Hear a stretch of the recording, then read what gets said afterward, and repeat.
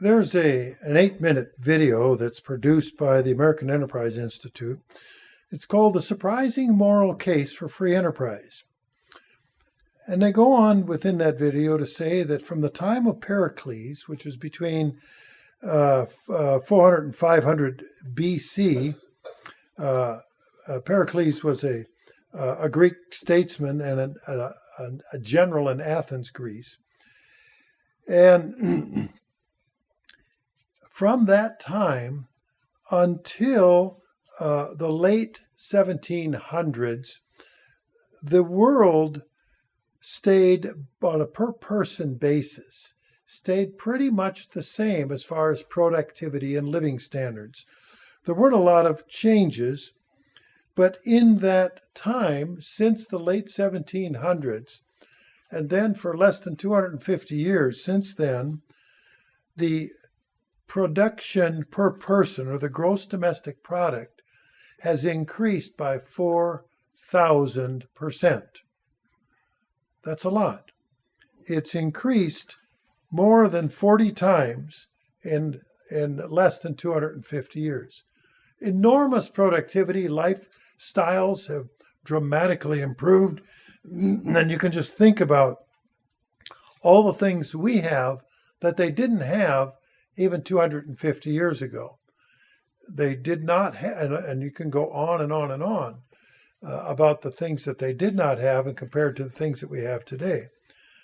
I remember as a boy in the 1950s, the banks would advertise, if you open up an account with us, you can get a free toaster.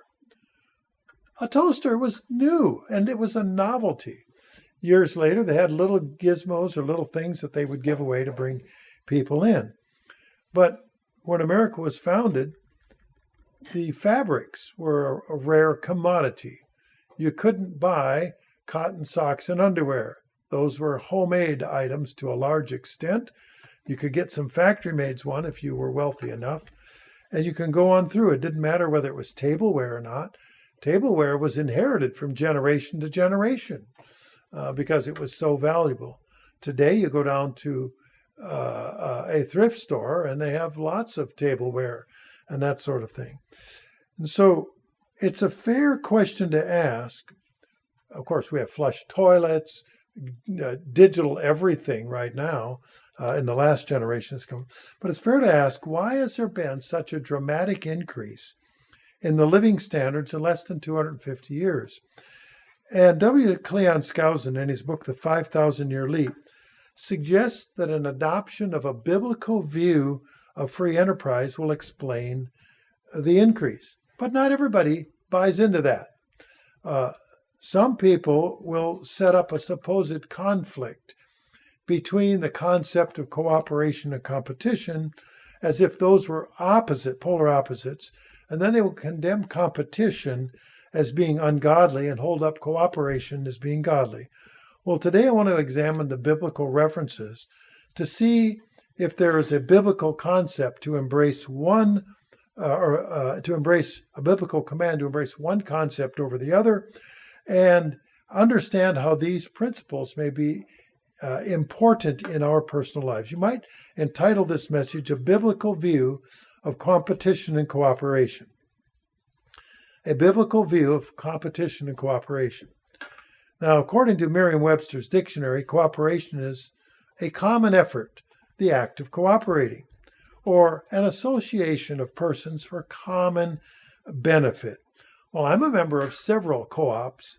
One of my co-op suppliers is my electrical company, and I have other ones. One is a farm supply co-op, and for farm service providers, some of the basic products there, where farmers get together and form a company. And those co-ops are formed for a specific purpose. Some of you may be part of a natural foods co-op that we have here. And each person who's a member of a co-op, they've got one vote per year for the board of directors to see oversees the company. And then co-op members then get to produce items through the co-op that they may not normally be able to get otherwise. So that's a term, the noun cooperative. And I've grown up with that. I know my family farm had dairy cows that I grew up with, and they sold their milk through a dairy cooperative called Land O'Lakes. Some of you may be familiar with it. Later down, that was part of what they called First District Association, a member co-op of that, where the farmers all sold their milk to the same processing plant and then shared in any potential profits. There are examples of co-ops or cooperative efforts in the Bible. And if we turn to Genesis 5:32, we read an early example of cooperation. In Genesis 5:32, Noah had 3 sons at the age of 500. We're not talking about the cooperation between him and his wife to have those 3 sons. What we're looking at is what he did with his sons and each of their wives together. In Genesis 6, verses 9 through 22, we read about how God instructed Noah to build an ark. And so we start in verse 9, and Noah and his 3 sons. And why? Because the earth was corrupt. Verse 11, before God it was filled with violence. And so God said in verse 13, God said to Noah, the end of all flesh has come before me. The earth is filled with violence through them. Basically, they're going to destroy themselves. So I really need to wipe the slate clean here. So, and it goes through the example of how I want you to build an ark and how you to do it. And if we read down to verse 18, and then you and your sons and your wife and your sons' wives go with you into that ark, and then some of each of all the land animals with them, male and female, and so forth, and birds and so forth, and all the food that goes with it. Now, I want us to just pause. What if God had instructed you and your family? I want you to build this ark that's 600 and some feet long, and it's really wide, and it's really tall, several stories tall. And there are specific size arrangements, and I want you to get all this done. And I want you to make this a waterproof thing. It's got to be watertight. It's not just going to take on water. And it's got to have a door. It's got to have a window. It's got to have decks. And then the kinds of animals and how many need to be bringing. So that goes to Genesis 6, verse 22. After all these instructions, Noah did according to all that God had commanded him, so he did. What does that mean? That means he had to cut timbers out of the forest. They just didn't run down to the local lumber yard and spec out what he needed and say, oh, by the way, I need the nails and screws to hold all of this together. And oh, by the way, I need all of the tools to build it. No, he had to go first create the lumber from the trees. But how do you cut down a tree without the tools, without an axe or a saw? And so we have they had to have tools. So he either had to purchase them, make them, or barter for those tools, or make the tools themselves. And if he had to do that, make it himself, well, that means you had to have ore, metal ore. You had to smelt it. Now, there was technology in those days, so presumably they didn't have to do the rudiments. But he would have to be engaged in some enterprise in order to be able to purchase the items for which to build the ark. And then once you drop trees in the forest, how do you get them to the building site where the ark is being built? Did Noah use oxen or horses or maybe elephants or other beasts of burden? We don't know the details, but we do know this, that whatever he used, those animals consumed a lot of food. It took a lot of hay for the oxen or the horses or the elephant. And then, of course, what about the harnesses? Somebody had to make those. You don't run down to the local harness store and pluck them out. Now, maybe they had those at that time, but still then it would take some money to do that. And then, of course, what about training the beasts of burden? How are you going to get them to pull those things? So you've got the trees felled, hauled, the tools made, manufactured to lumber. Then you had to have design, how you prop these things up, how to make them all work. And no one person could do it. It required a team. It was a team effort. And how long did a team take to do that? It was 100 years. Now, we don't think we can get enough done in this lifetime, and we're right. But when we're given a project like that, that family had to do this in 100 years. My great-grandfather was a homesteader in the late 1800s on the Minnesota prairie. He had to build his own buildings. He had to dig his own well. He had to build his own fences and roadways, cut the trees down and make his own fence posts. There was no hardware store, and that was just in the 1880s. He had to barter or purchase the tools, and he had to build everything himself. The barn that he built is still there today. It's called a basement barn. He dug out the side of a hill so that the sides of the barn, he made stone and clay mortar so that he could have like a walkout basement for that barn. And by having a walkout type of basement, it kept it warmer in the winter and cooler in the summer for the livestock that were there. Although while I was growing up, we used the same barn as a dairy, and it wasn't cold in the winter in that barn because it was built into the hillside. It was protected from the weather, and the cow's body heat kept it warm. And in the summer, it was built into the hillside, so there was a natural cooling effect. But that required a lot of cooperation, and he had some brothers, and so the three brothers, each of the Martens brothers, built on their place something very similar, so they each did it, so that you can go back today and each take a look at each of those three places and notice some marvelous similarities from 140 years ago when they did this. And then, of course, there was a day that was the barn raising, where they built the walls on the ground, and you may have seen this. I believe the Amish still do this today. They have a barn raising, and they tip the walls all up into place and such. And, of course, then there's a big celebration. And, of course, in that day, there's a barn dance, and everybody comes for the barn raising.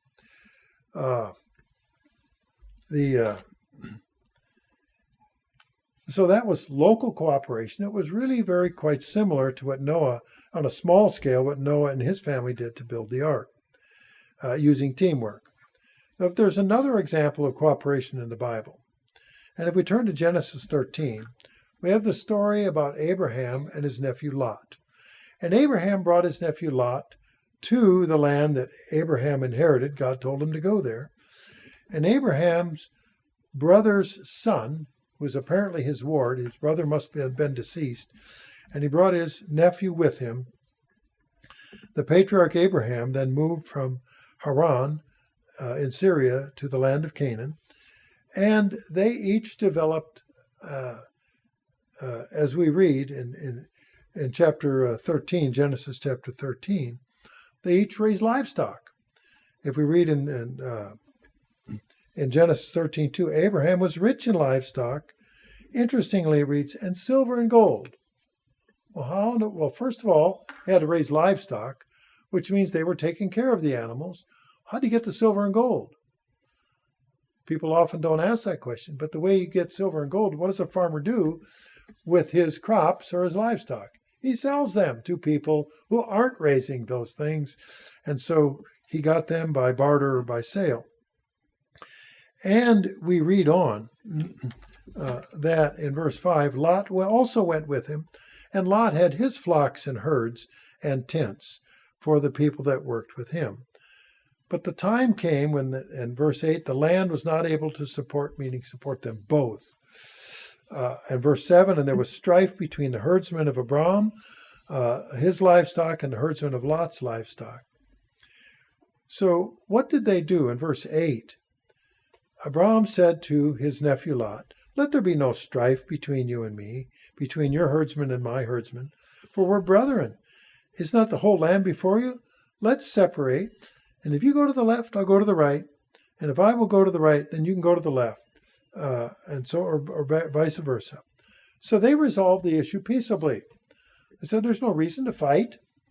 We will just put some space between ourselves. You see, Abraham and Lot cooperated in solving a problem, and there was peace as a result.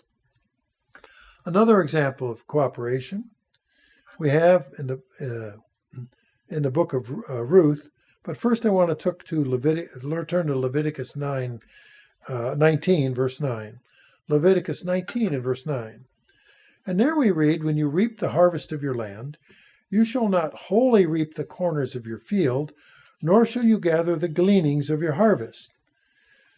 In other words, you don't have to get every little bit out of every little corner, and there is a specific reason for that.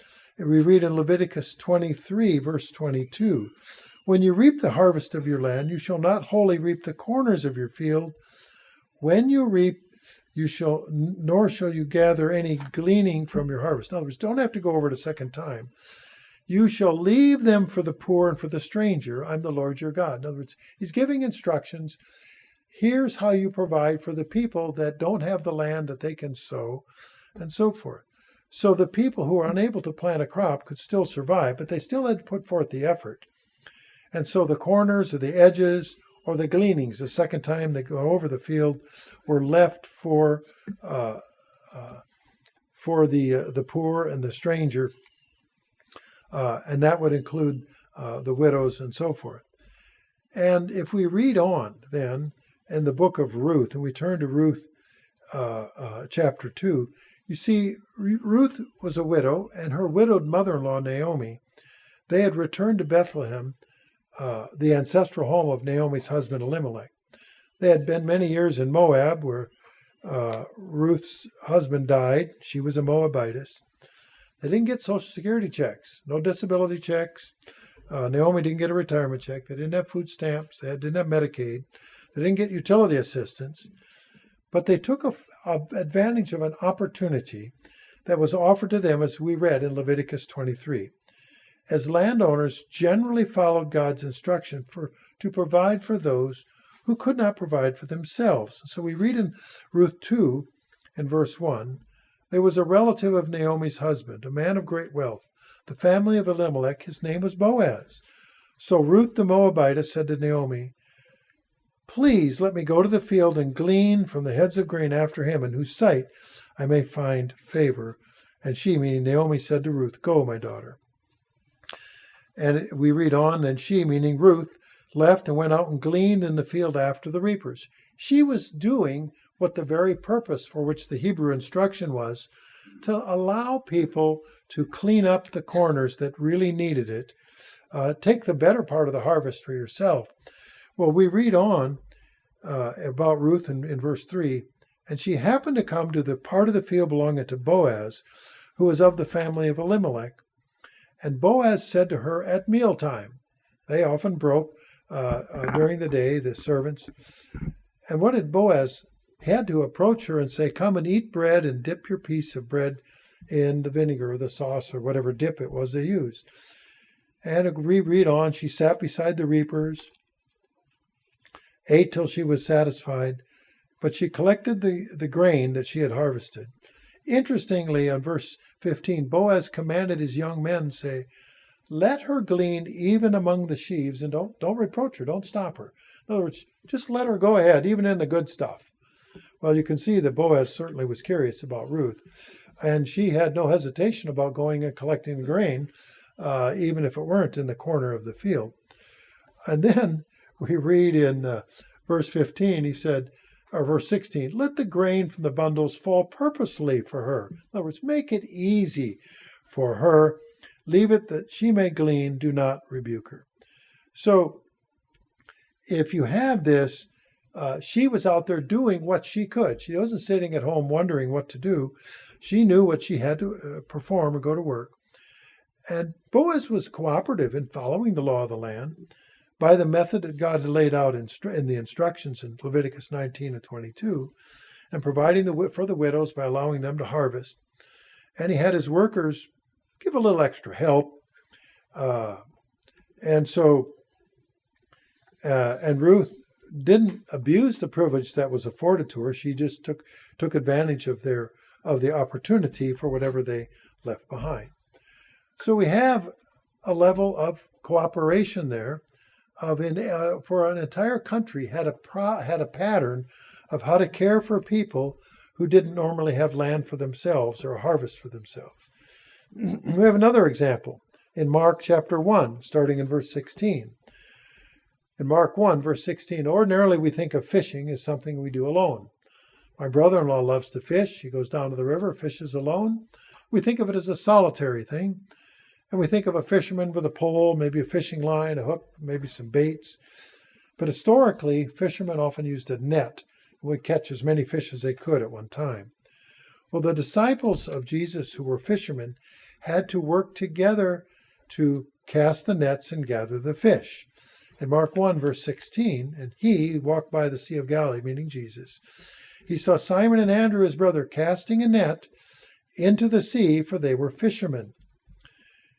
There was a level of cooperation there in order to bring in their harvest. Verse 17, Jesus then said to Simon and Andrew, follow me and I will make you fishers of men. What was that for? The purpose of bringing in a spiritual harvest. I don't think they immediately knew what was going on, but they followed Jesus. But Simon and Andrew had a level of cooperation, a spirit of cooperation among brothers. And it's an example for us to follow. Just as Christ spoke in Mark 1, we have to work together, have cooperation to become fishers of men. And thankfully, we have a peaceful and cooperative church that's cooperated with peaceful and cooperative people who are called by God to do his work, just as Simon and Andrew did. And those are examples of cooperation and a positive effort. But there's a number of examples in the Bible of negative examples of cooperation. I want to go to Genesis 37 and verse 18. Genesis 37 and verse 18. And this is the case where of the 10 brothers of Joseph conspired against Joseph. They just were unhappy with what they perceived the spoiled little brat brother. They were very unhappy. They were envious of him, indeed jealous. So, Genesis 37:18, when they saw him, the brothers saw Joseph afar off. Even before he came near to them, they conspired against him. Well, so the brothers now were plotting, how do you get rid of this obnoxious little brother Joseph, who's clearly daddy's favorite in their mind? So in Genesis 37, verse 23, when Joseph had come to his brothers, they stripped Joseph of his tunic. He had the coat of many colors. Verse 24, they took him and cast him into a pit, and the pit was empty and there was no water in it. So it was a hole in the ground. He couldn't get out. Verse 25, and they sat down to eat a meal, and they lifted their eyes, and they looked, and here came a company of Ishmaelites coming from Gilead with their camels. Now, they were traders. Remember, these are also, Ishmaelites were offspring of Abraham, bearing spices, balm, myrrh. In other words, valuable products on their way to carry them to Egypt. So, now what would have happened if Joseph would have been left in the pit? He would have died. Couldn't get out, couldn't get water, didn't have food. And so he would have died. But in verse 26 of Genesis 37, Judah said to his brothers, what profit is there if we kill our brother and conceal his blood? I mean, they could have just said, well, we don't know where he went. Nope, sorry, didn't see him. Too bad, so sad. He's just missing. No, they said, how will that help? Come, let us sell him to the Ishmaelites. Let our not hand be on him, for he's our brother and our flesh. In other words, we don't want to actually kill him. We just want to get rid of him. And his brothers listened, verse 28, and the Midianite traders passed by, and it goes on to say they pulled him out of the pit, sold him to the Ishmaelites for 20 shekels of silver, and then now these had to be, these are like second and third cousins. I don't know how well you get along with your cousins, distant cousins, but hey, Joseph was worth 20 shekels of silver. Now they were traders, so they knew that the Ishmaelites, they knew they could get more than that for him in Egypt. So, hey, they knew a cheap deal or a good deal when they bought it, so they each think they made a good deal. So we have this conspiracy of the 10 brothers is a negative example of cooperation. So all cooperation isn't good. We have another example of cooperation, and that is in Numbers 16 and verse 1.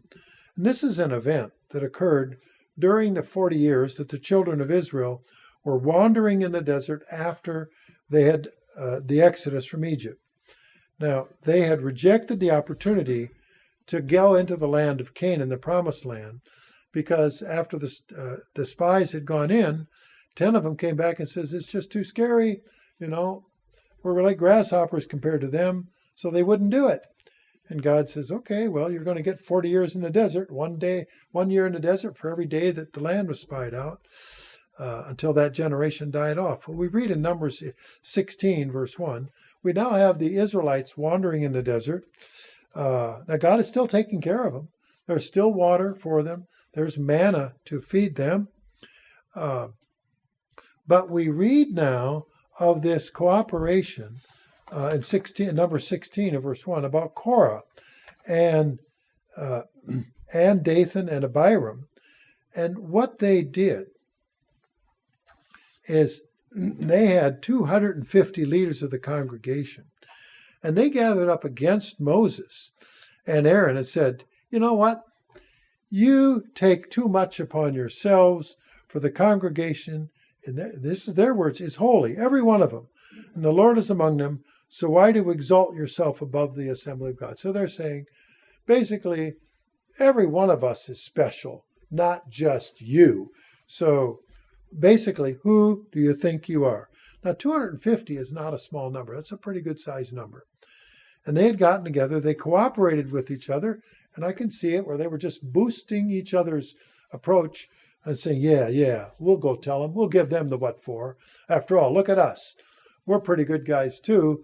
And they would increase each other, the complaints, until they became accusers of Moses and Aaron. We read in Numbers 16, verse 20, that God wasn't pleased by this cooperation of Korah, Dathan, and Abiram. In Numbers 16, verse 20, and the Lord spoke to Moses and Aaron, saying, separate yourselves from this congregation. In other words, stand back. Don't get close to these people. And then the last half of the verse is, that I may consume them in a moment. Now, I think it's fair to say after we read this, that if God ever told us, stand back, probably would want to do that. And verse 22, Moses and Aaron fell on their faces and said, O God, the God of spirits of us all, flesh, shall one man sin and you be angry with the whole congregation?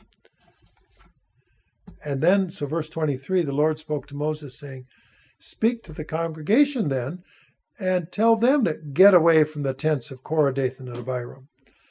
And Moses, verse 25, and they went to the Korah, Dathan, or to Dathan, Abiram, and the elders, and he told the people of Israel to depart from the tents of these wicked men, and don't touch anything of theirs, lest you be consumed in their sins.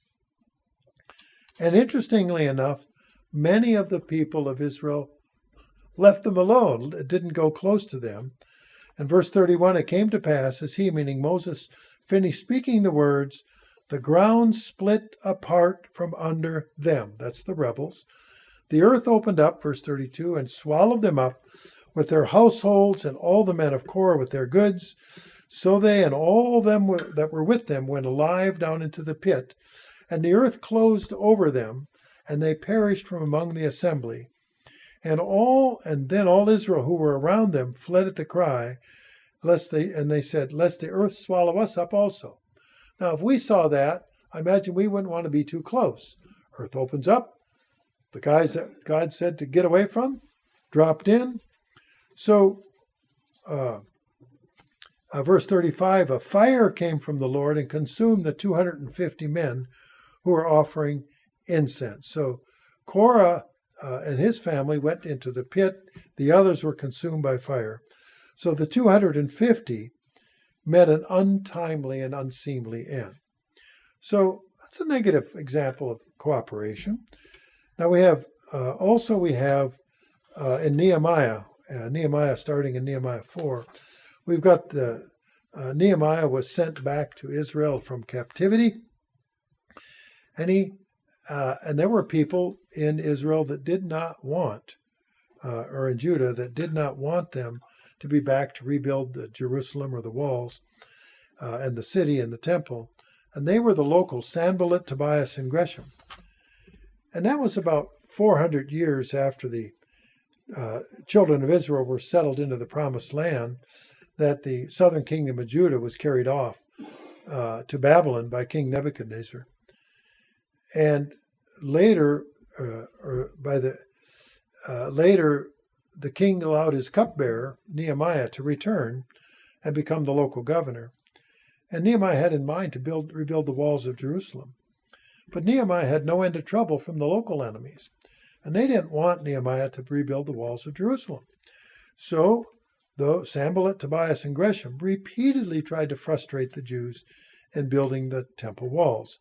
And we read that in Nehemiah 4 and verse 6, and the last time it says, "And they became very angry," meaning those three local leaders, "and all of them conspired together to come and attack Jerusalem," verse 8, "and create confusion." Nehemiah writes, "Nevertheless, we made our prayer to God, and because of them, we set a watch against them day and night." So they said, we're going to watch out for these guys so they can't frustrate our building of the wall, because the enemies could see the wall was gradually getting built. There were still openings in it, and it wasn't done. And the adversaries in Nehemiah 4, verse 11, they said, "Neither will they know nor see anything till we come into their midst and kill them and cause the work to cease." They were going to do a surprise attack, a sneak attack on Jerusalem. Verse 12, "So it was when the Jews who dwelt near them came, they told us 10 times, from whatever place you turn, they will be upon us." Of course, be very watchful, be very careful. So what did Nehemiah do in verse 13? "I positioned men behind the lower parts of the wall. At the openings, I set people according to their families with their swords and spears and bows. And I looked around and said to the nobles, to the leaders and the rest of the people, don't be afraid of them. Remember, the Lord is great and awesome, and fight for your brethren, your sons, your daughters, your wives, and houses." So then when it happened, verse 15, the enemies heard that that the conspiracy was known, that God had brought their plot to nothing. Then the people of Judah were able to return their work to the wall. And then from that time forward, as we read in verse 16, half of the workers worked on the wall, and the other half stood there with a spear, a shield, bows and arrows, and armor. And that created a barrier or fear. And those, verse 17, those who built the wall, who carried the burdens, loaded themselves. So one hand they worked with construction, and the other hand held a weapon, so that the enemies could all see it wasn't going to be an easy task to overcome them. So despite the conspiracy against them, the enemies of Judah had cooperated to stop the building of the wall around Jerusalem. They were overcome by positive cooperation from the children of Judah. So we've seen positive examples of cooperation, of Noah and his sons, Abraham and Lot parting ways peacefully, Boaz leaving the corners of his field for the gleaners, and the disciples casting their nets, fishing as a team effort. And these people were rewarded for their cooperation. And we've seen negative examples of cooperation, the kind where people work against those who would be used by God to accomplish a good work. The 10 brothers of Joseph conspired against Joseph. There was a rebellion against Moses' leadership by Korah, Dathan, and Abiram. And Nehemiah's enemies, Sanballat, Tobias, and Geshem, and others, we saw those things, the negative cooperation, didn't work out, came to no good end. Those who conspired against God and his servants. Now let's take a look at the concept of competition. And I can't really tell you how many times people have said that all competition is bad. Well, I find this real interesting because as an economist, I've taught the details of graphs and charts and formulas for many years about the value or effect of one way or another of competition. So again, I look in the dictionary, and the word competition means a rivalry as the act or process of competing the effort of two or more parties acting independently to secure the business of a third party by offering the most favorable terms, or the two or more organisms demanding or acting active demand for some environmental resource that's in short supply. Or it's a contest between rivals, such as a competitor face tough competition. Now, there's such a thing as negative competition. I think we've all seen some of that. We can read about it in the Bible, Genesis 30, verse 1. And here we have a case where Jacob was tricked into marrying Leah, and then was given Rachel as well. So he wound up with two wives when that wasn't his intent. But Rachel was barren. And in Genesis 30, verse 1, Rachel says, "Give me children lest I die." Her sister was having children and she didn't. She said, "What? If I've got to have children," because you see, that was their level of Social Security. And I say small s on social and small s on security. That's who would look after them in future generations. And so in that sense, in other words, she had no hope for the future if there wasn't somebody there to look after her. And then verse 2, and Jacob said, "Am I in the place of God who has withheld from you the fruit of your womb?" And so she was worried that she would have no children to take care of her in later years. And so then she says, "Well, here, why don't I have legal control over my handmaid, so you can have children with her, but they'll be legally mine." Okay. Well, now she's a negative example here of cooperation. And then, of course, her sister saw that her sister didn't have any more children. She had 4 sons. She saw, oh no, my sister's having them with her handmaid. So she tried to one-up her and do the same thing. And so now it's a rivalry between sisters. And there's a reason that we read in Leviticus that you should never marry sisters. And this is one of the issues. You have this rivalry that came on that was a negative example of competition. We have another example in 2 Samuel 15 and verse 1.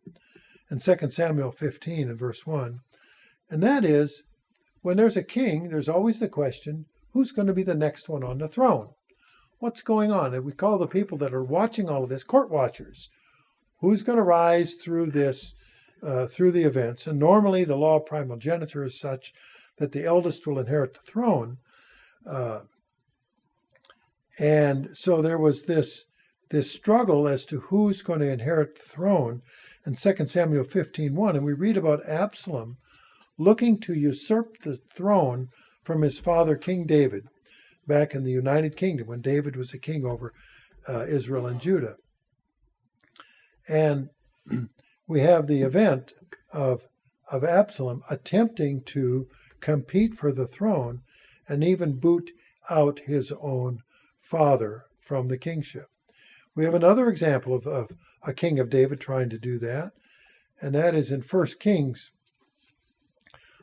chapter 1, starting in verse 5. We have David's son Adonijah saying, "I will be king." And he prepared himself chariots and horsemen and 50 men to run before him. Well, that's like saying, I'm going to have the presidential limo and all the Secret Service, and I'm going to make myself look like the king and adorn himself. But that, because when David died, Adonijah said, well, I'm just going to seize the throne here. But then we have in verse 11, Nathan spoke to Bathsheba, the mother of Solomon, saying, haven't you heard that Adonijah has become king and David, our Lord, doesn't know it? And so he gives advice to Solomon's mother. It says, this is what you need to do if you're going to secure the kingship after David.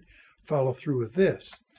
And then later, in fact, Bathsheba and Solomon did so, and Solomon became the king. And Adonijah was was not allowed to become the king. So there was this struggle, and this struggle seems like it's happening everywhere. Who's going to be the boss? Somebody wants to be in charge. So you've got this struggle, and it's been going on for the last 6,000 years of recorded human history. Of somebody compared to somebody else thinks that they should tell somebody else what to do. And it's been a remarkable human history in that way. The next example we have in Daniel, starting in verse 48, in the book of Daniel 2, verse 48, Daniel 2:48. And the king promoted Daniel. Now, the king was the emperor of Babylon. And, thank you. The emperor, king of Babylon, appointed Daniel to be an administrator.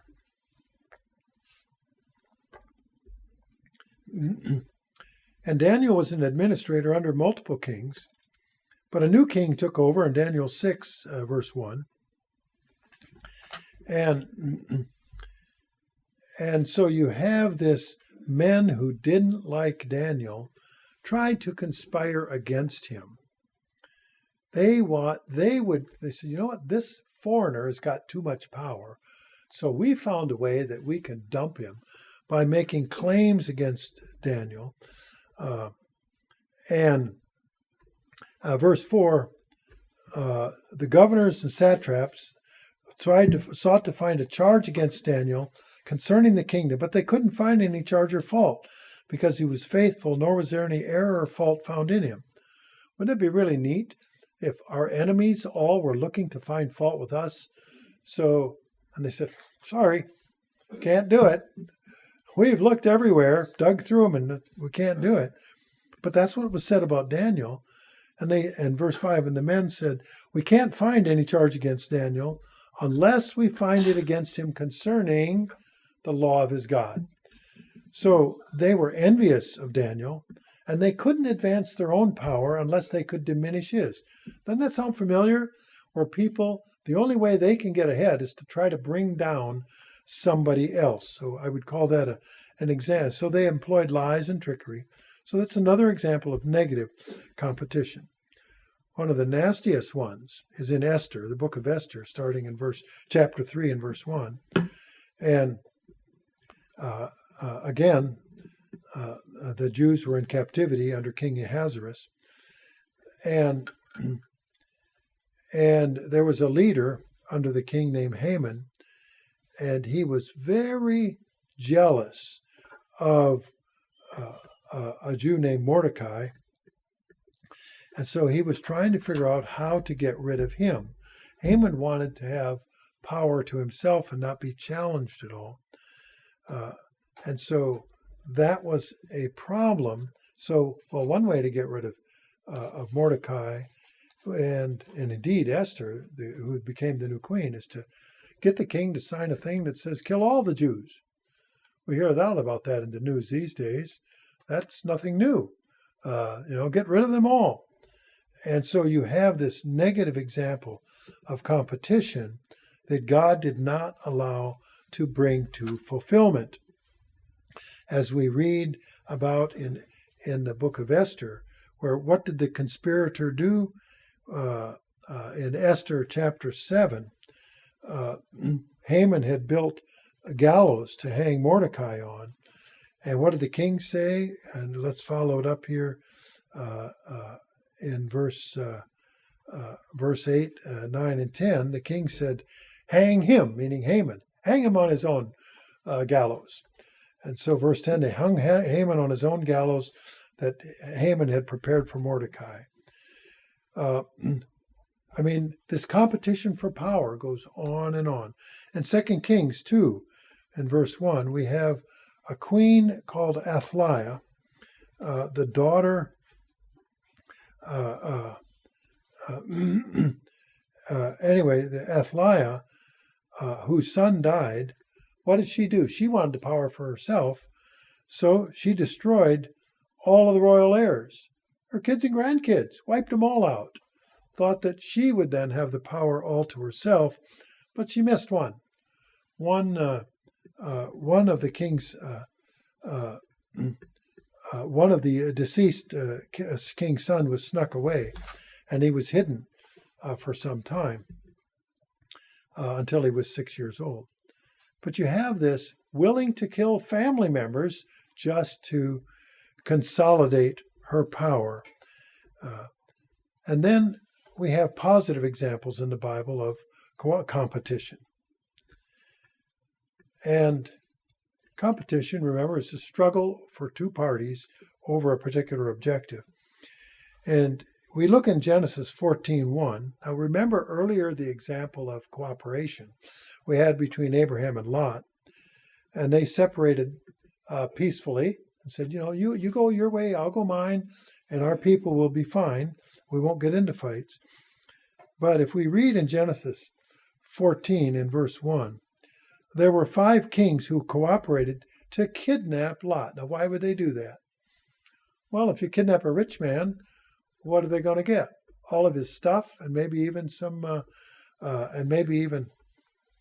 and all of his goods, and all of his servants, and they hauled him off. And if we read on, then what did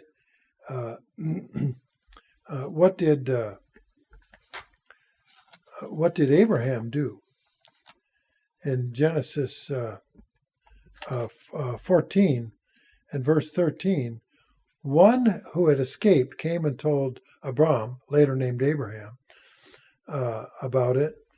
And when Abraham heard that his brother, meaning his brother's son, was taken captive, he armed 318 trained servants who were born in his house, meaning they had to be fit young men, and went in pursuit, put them on horses, they were all armed, and pursued a long ways, and had a program by which his servants attacked and recaptured then Lot and all of Lot's goods and brought them back, as well as the women and the people that they had kidnapped. So you have this where Abraham says, no, this is not going to stand. We're not going to have this problem. We have David versus Goliath, another positive example of competition. We read about this in 1 Samuel 17, starting in verse 1, where the Philistines were attacking the Israelites, and David was a teenager at the time, or so it appears. And so a giant named Goliath from the Philippines came out and challenged. Now, historically, what they would often do is you take your strong man on one side and you put your strong man on the other side, let the two heroes fight, and then whoever wins, and the others have to run away. It saves a whole lot of hassle. But nobody in Israel was willing to fight the giant. And David, who was visiting his brothers, was aghast that nobody was willing to stand up. And he said, and David stood up and was just shocked by all this. And he says, "Shall I allow him to profane God?" This was shocking to David that Goliath would allow a Philistine to profane God. Now, the Philistines are on one mountainside, and there's a valley, and then another mountainside had the Israelites. And so, and of course, down in the middle runs a creek. The water from the mountains runs down. And so,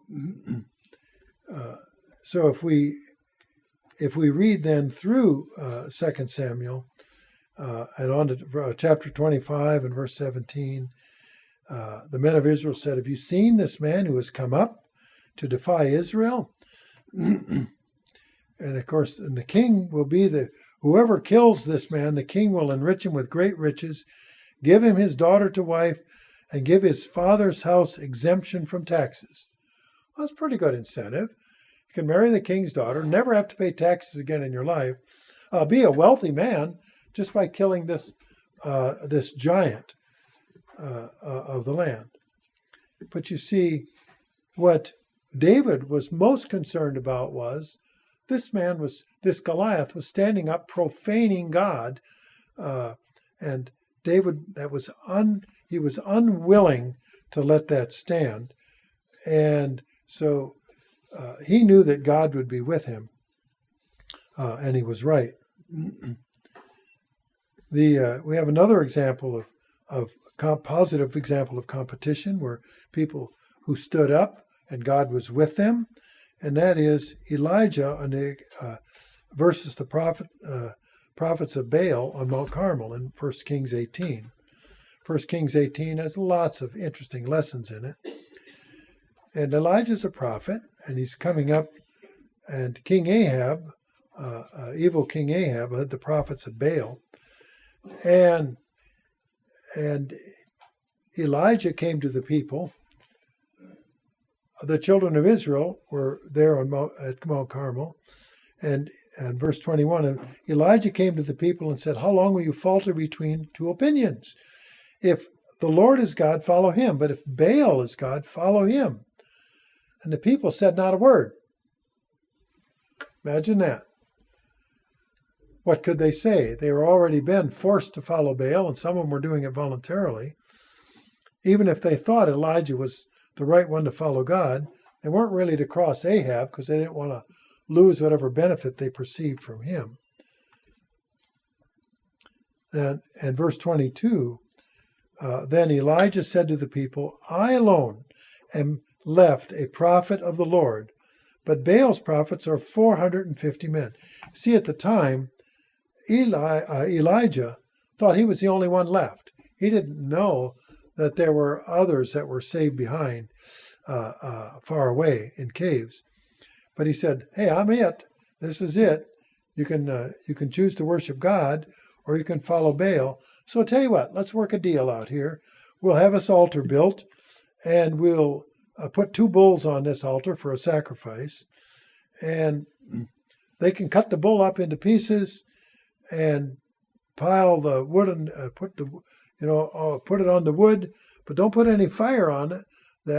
And then we'll put wood over here and cut up a bull for the offering, but no fire under mine. And then you can tell Baal to light your fire, and then I will call on the true God to light the fire here. And we'll see which sacrifice gets burned." In verse 25, and Elijah tells the prophets of Baal, "You go ahead and you choose the bull you want, and then you call upon the name of your God, but don't put any fire under it." And verse 26, they took the bull, and they prepared it and called on the name of Baal from morning until noon, saying, "O Baal, hear us." But there was no voice. No one answered. They leaped about the altar in which they had made. So morning until noon. Verse 27, when it was at noon, Elijah mocked them and said, "Cry aloud, for he is a god. For if he's a god, either he's meditating, he's or busy, or he's on a journey. Perhaps he's sleeping and must be awakened." So they cried aloud and cut themselves as their custom. In other words, just cutting their skin. But there was no voice. No one answered. It's sort of like going to a Protestant or Catholic church and expecting God to answer your prayer. And you can do all of those things and go through all the motions, but you're not going to get the benefit. In 1 Kings 18, in verse 30, Elijah said to the people, "Come near to me." So the people came to him. And then, of course, it goes through and sets up the altar to the true God. And then he had it doused with water. And you have the water, because you see the other guys didn't have water on their altar. And he said, now this is during a drought. And so they had to go somewhere to get the water. And he said, douse it with water, dig a trench around it, and then go do it again. Do it a second time, verse 34. And then he said, do it a third time. So there was water all around. And by the time the evening sacrifice, in other words, it took time to do this, then that's when, at evening, verse 38, the fire of the Lord fell and consumed the burnt sacrifice, and the wood and the stones and the dust. It licked up the water. It didn't burn just the sacrifice. It also did all of the water that was in the trench. And now the people, they weren't speechless anymore. Because remember earlier he said, well, if Baal's the God, then follow him. But if the true God is God, follow him. And what do they say in verse 39? And the people saw it, fell on their faces, and said, the Lord, he is God. The Lord, he is God. 1 Kings 18, verse 40, Elijah said to them, seize the prophet of Baal's. Do not let one of them escape. They seized them, and Elijah brought them down to the brook Kidron and executed them there. It was it. They tried to compete against God. It didn't work. We have one more story about the story of Esther. She could have chosen not to be involved, and she was the queen, but she did choose, and we read earlier about Haman and Mordecai. But she chose. She had to compete for the attention of the king in Esther 2:17, 3:8, and in chapter 5. She had to compete for the attention. He had many interests. And presumably the king had other consorts beside the queen. So she had to get his interest somehow, and she developed a way to do that. That was a positive benefit of cooperation, where she got the king to agree to her. Well, how do we then apply these principles? We look at Proverbs 26 and verses 4 and 5 about competition and cooperation. Let's read into it and look at the principle. In Proverbs 26, verses 4 and 5, do not answer a fool according to his folly, lest you also be like him. And now verse 5, answer a fool according to his folly, lest he be wise in his own eyes. What you're looking at here is you've got to answer according to the circumstances. Sometimes cooperation is good. Sometimes cooperation is bad. You've got to make good decisions. Sometimes competition is good. Sometimes competition is bad. And you must be prepared to learn the difference and how to make decisions accordingly. Jesus himself, in the book of Luke, in chapter 8, starting in verse 4, gave us the parable of the sower. And in this parable of the sower, he talked about the sower going out sowing seed. And some of it falls by the wayside, trampled down, and the birds devoured it, some on rocks, shallow soil, and withered because it lacked moisture. Some among thorns, and the thorns sprang up and choked it. And some on good ground.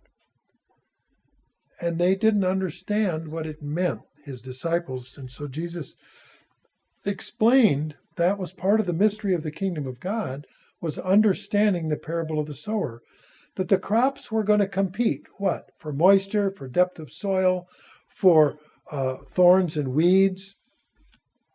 There was going to be competition in order to be productive for good truth. And he tells us this in Luke 8, starting in verse 11.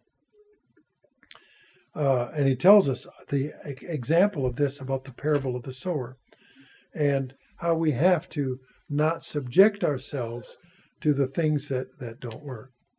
It's really about decision making.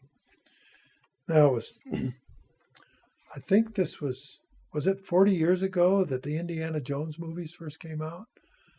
Those of you that are under 60 may have a hard time remembering that. But there were a whole series of Indiana Jones movies. And I remember one of them was the hero, Indiana Jones, in the movie The Last Crusade. He was supposedly attempting to retrieve the Holy Grail. And this was a cup that supposedly was used by Jesus at the Last Supper. And of course, they certain religions or sects want to make these things to honor things rather than God. And so the movie was about in search of this grail, this cup. And of course, he's faced with this jeweled cup, a choice there, among all these other fine jeweled cups. Which one, he's in the cave, which one is actually the one? And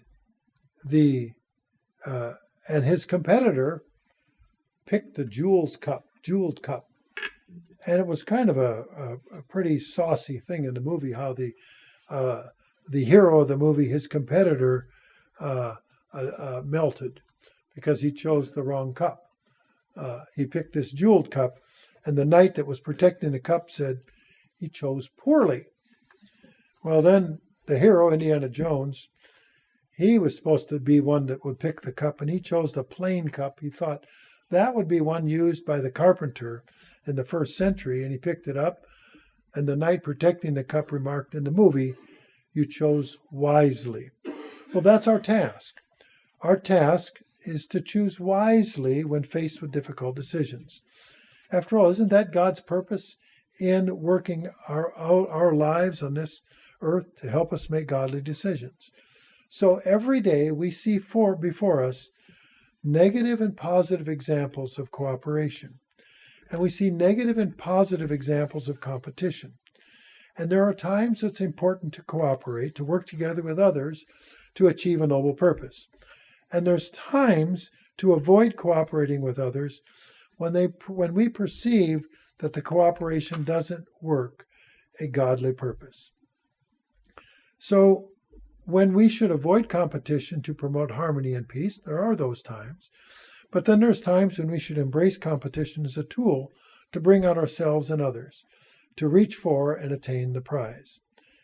I know in economics classes, we would have the example of 4 gas stations building at an intersection. And you would think, oh no, they're all going to die because, they're competing with each other. And you had one gas station on the corner, it has the lowest gas price. And then you'd think everybody's going to go there. But the other gas station had the best service because it had the best traffic pattern. It was the easiest to get out, easiest to get in, had the modern, easy-to-use pumps, longest hoses. And then the next station had the best selection of convenience store products. I mean, if you wanted a barrel of popcorn for 50 cents, that was yours. You could go there. And then the 4th gas station, well, it had a drive-through with a fast food outlet on it. So it was going to draw. They each had something that had a different emphasis that was attractive to customers. And as a result, even though they were on one intersection, all 4 gas stations would thrive, even though they were competing in the gas station. And yet, if you put each one of them a quarter mile apart and 4 stations in a mile, they would likely all go out of business because it wasn't a destination. So learning where and when and how to use the positive examples of cooperation and constant competition will help us to make good decisions. We're going to have competition in the kingdom to produce the best, but we don't want to cooperate with sin. We want to compete to be the best of something.